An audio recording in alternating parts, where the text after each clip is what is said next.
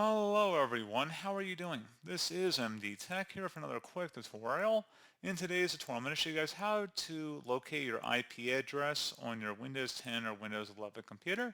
So an IP address or Internet Protocol address is a unique number that identifies a device connected to the Internet.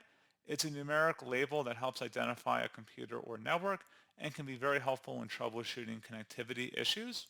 So we're going to go ahead and demonstrate how to locate that. And without further ado, let's go ahead and jump straight into it. So all you have to do is open up the search menu, type in control panel. Best result, you'll come back with control panel. Go ahead and open that up. Set your view by in the top right to category view, and then select network and internet. Select the network and sharing center button. And then underneath internet, there should be a hyperlink in here. Select that. It will tell you what your Wi-Fi or Ethernet internet type is. On this page, you want to select the details button. And here you go, guys. And you can see your IP address right here. So pretty straightforward process, guys, on that. And as always, thank you for watching. I do hope I was able to help you out. And I do look forward to catching you all in the next tutorial.